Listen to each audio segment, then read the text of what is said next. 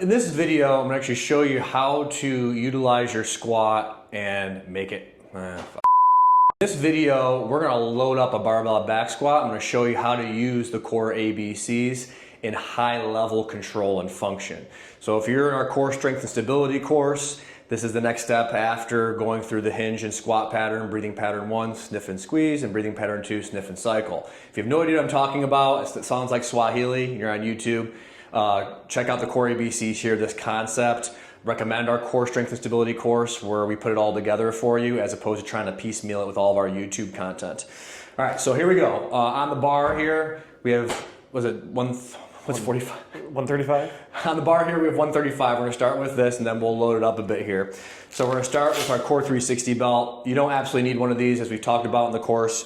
You can use a exercise band and you can tie it around like a karate belt, or as Mitch, you just brought up, you have those soft, what do you call them, felt loop bands. Yeah, you got some of the rubber loop bands right behind. Yeah, the rubber ones, but they have those ones will be a little tight. Fabric loop bands. You can take a fabric loop band on Amazon, you can put it around here. It's a nice cheap way of being able to feel the same expansion you do with the core 360 belt and not have to tie a band around your waist.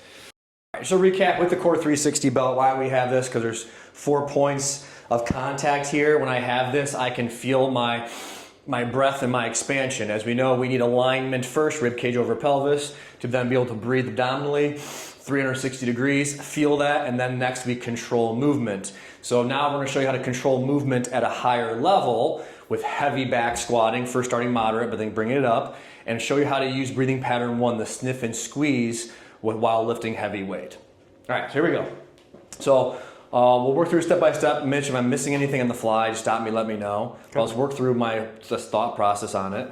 But I'm gonna address the bar how you would. I'm not gonna go over like specific back squatting techniques here. We're really just doing a back squat applying the core ABCs.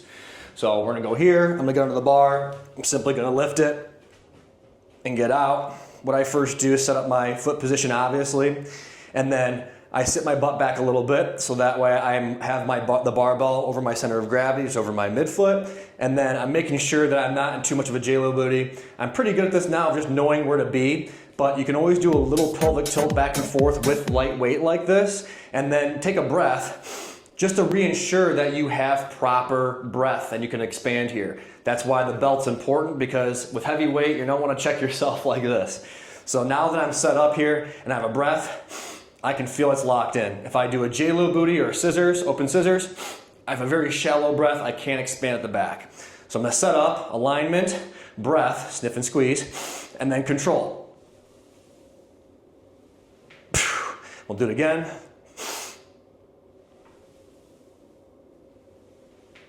And rack it.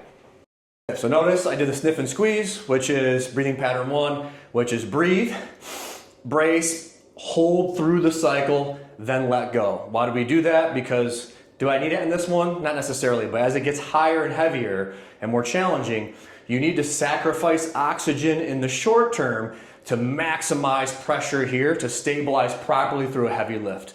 And that's what's important. So you can use these warm-up reps here with lighter weight to work on that, so when you do get heavier, you're able to do that adequately.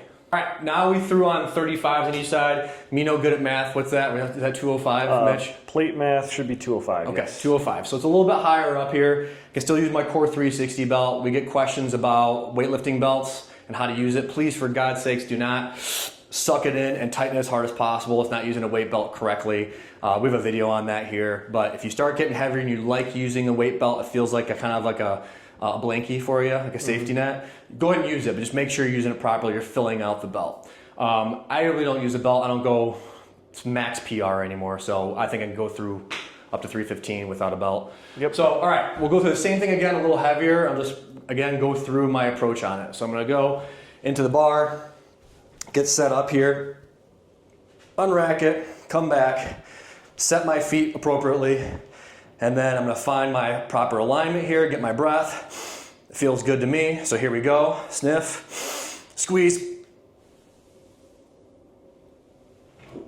and let go. I'm gonna reset. Let's do a couple more. Here we go. Sniff, and again.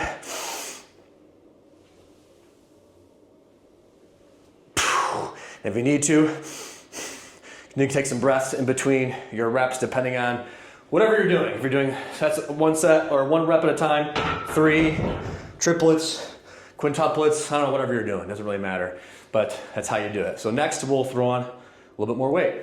Now we threw 50 pounds more on there, so what are we at now, 255? 255, yeah. 255, we're gonna do a side angle, look at another review. So same exact thing as before, address the bar, get set up, unrack it, and come back. Good, I'm gonna set here, find my position, get my breath. I feel locked in, I'm gonna get my sniff and squeeze.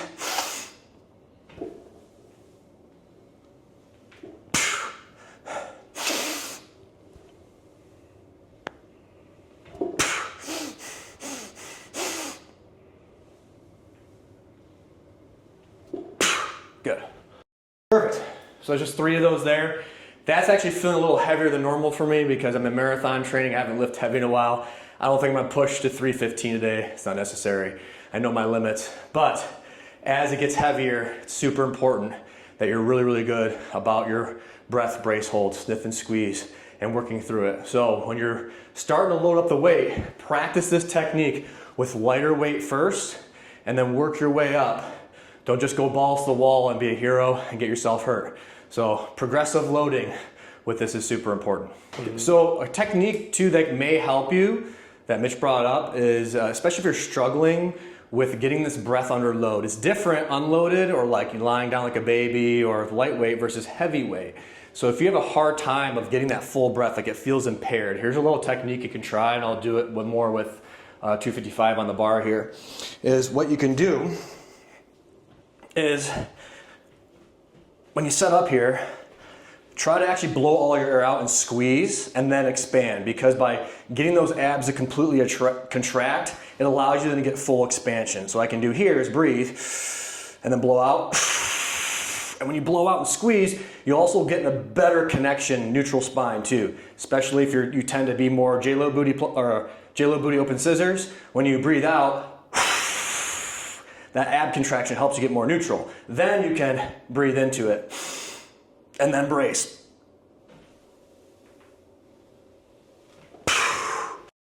Good. So there's other cues out there, but that's a nice one that can help, especially if you're struggling with the expansion initially. Try that breathe out or breath out. Squeeze the abs tight, get them tight, then expand, and then brace. But a lot of it really comes down to practice, practice, practice. Get under a barbell, start with lightweight, work your way up. No, it gets obviously harder. Obviously, heavier weight's harder to squat, but the actual creating that breath or that intra-abdominal pressure gets harder as the weight increases. And I always have patients, if they have problems squatting heavier, film yourself, not just the heavy squat, but you're priming loads beforehand, and you can see where your form starts to break down too. That's a good point, yeah. And kind of see it especially how it feels. It feels heavy or difficult. Make a mental note and see if that feel connects with what you see on a video. Yeah, so like if 255, you started to break down and feel it in your back, then scale down 10, 15 pounds, and then just stay there. Even though you can lift heavier, make sure you're doing it with proper form so then you don't hurt yourself. And I know for me, for sure, from experience, we're doing Occams for a while, we're getting heavy on there, is that I would do, for me, I know I would do the almighty, the dreaded valgus, which actually creates leverage. It's actually a good thing as long as you can control it. So I would use that to get out of the hole. And I know for you, you'd be really like extended in the TL to try and get there. Right? Again, that's okay to do it. You're using cheap mechanisms to get through it. It just shouldn't be the norm for all of your sets and reps. The problem is sometimes people have these cheats and that becomes their norm, and that's when that becomes performance woes and or injury bug. So do it right and know you're allowed to cheat. You're resilient. You're a human being that has a lot of potential, a lot of ability and durability, but it shouldn't, you gotta do it ideally or perfectly as much as you can. So that way when you're outside of ideal scenario, your body's resilient enough to get through it. Mm-hmm. What happens in valgus stays in valgus. That's it. We should coin that. Yeah. Cool. I haven't heard that one before. That's good.